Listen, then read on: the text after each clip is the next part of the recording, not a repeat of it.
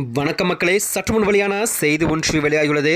விஜயகாந்தின் ராசி செயல்படுமா?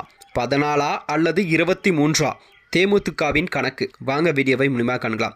அதாவது தமிழக சட்டசபை தேர்தலுக்கு இன்னும் 9 மாதங்களே உள்ள நிலையில்தான் திமுக கூட்டணிக்கு யாருடன் பேரம் பேசி வருவதாக மக்கள் மத்தியில் பார்க்கப்படுகிறதா. அதாவது அதிலும் அந்த கணக்கிலே தான் சீட் வேண்டும் என்று அடம்பிடித்ததாகவும் சொல்லப்படுகிறதா. தமிழக சட்டமன்ற தேர்தலுக்கு இன்னும் 9 மாதங்களே உள்ள நிலையில் அரசியல் களம் சூடுபிடித்துவிட்டது.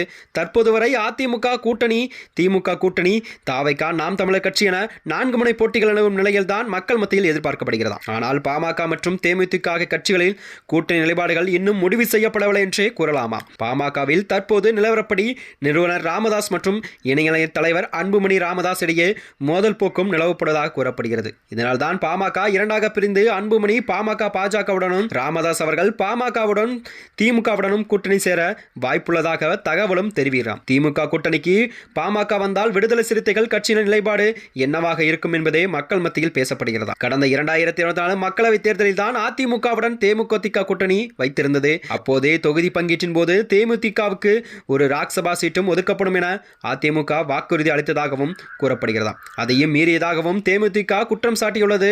ஆனால் அதிமுக இதனை மறுத்தது. இதனால் தான் அதிமுக மீது தேமுதிகவுக்கு அதிருப்தியும் நிலவுவதாக கூறப்படுகிறது. இந்த நிலையில் தான் தேமுதிக தங்களது கூட்டணி நிலப்பாட்டை ஜனவரி 9 நடைபெறும் மாநாட்டில் அறிவிப்பதாக தேமுதிக பொதுச் செயலாளர் பிரேமலதா விஜயகாந்த் அவர்கள் தெரிவித்துள்ளார். ஆனால் ஒரே நேரத்தில் அதிமுக மற்றும் திமுகவுடன் பேரம் பேசி வருவதாகவும் சொல்லப்படுகிறதா.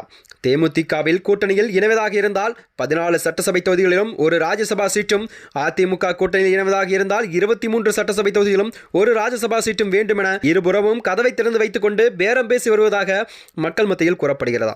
அதாவது இந்த 14, 23 என்ற எண்ணிக்கையில் தான் மர்மம் குறித்து தேமுதிக வட்டாரங்கள் விசாரித்த போது விஜயகாந்தின் ராசி எண் 5 ஆகும். எனவேதான் ஆரம்பத்தில் இருந்தே 5 கூட்டுத்தொகை வரும் வகையில் தான் சீட்டுகளை பெற்று வருகிறோம் என்று அவர் கூறினாராம். கடந்த 2011 ஆண்டு சட்டமன்ற தேர்தலில் தான் அதிமுக கூட்டணி அமைத்த போது தேமுதிக போட்டியிட்ட போதும் அக்கட்சிக்கு 41 சீட்டுகள் ஒதுக்கப்பட்டதாம். அதே போலதான் 2014 ஆண்டு நடைபெற்ற மக்களவைத் தேர்தலில் பாஜக தலைமையிலான தேசிய ஜனநாயக கூட்டணி இணைந்து 14 தொகுதிகளில் தேமுதிக போட்டியிட்டதாம். கூட்டுத்தொகையாக 5 மறுமொழி தொகுதிகளை ஒதுக்க வேண்டும் என அதிமுக திமுகவிடம் கேட்டு வருவதாகவும் தேமுதிக தரப்பு தெரிவித்துள்ளதா. இதனைத் தொடர்ந்தான் இது குறித்து தான் திமுக தரப்பில் கேட்டபோது தேமுதிக கூட்டணி பேசி வருவது உண்மைதான். ஆனால் இரட்டை இலக்கத்தில் எல்லாம் எப்படி கொடுப்பது? எங்கள் கூட்டணியிலேயே ஏற்கனவே பல கட்சிகள் உள்ளன. அவர்களுக்கு தற்போது கூடுதல் சீட்டுகள் கேட்க வாய்ப்பு இருப்பதாகவும், அப்படி இருக்கும் நிலையில் தான் விஜயகாந்த் இல்லாத தேமுதிக எந்த நம்பிக்கையில் இரட்டை இலக்கத்தில் சீட்டுகளை ஒதுக்குவது? விஜயகாந்தின் ராசி 5 என்றால் 2014 என்ன ஆவது? எனவே கூட்டுத்தொகை 5 வர வேண்டும் என்றால் வெறும் 5 சீட்டுகளே வேண்டுமானால் ஒதுக்கலாம் என திமுக தரப்பில் கூறப்பட்டு வருகிறதா.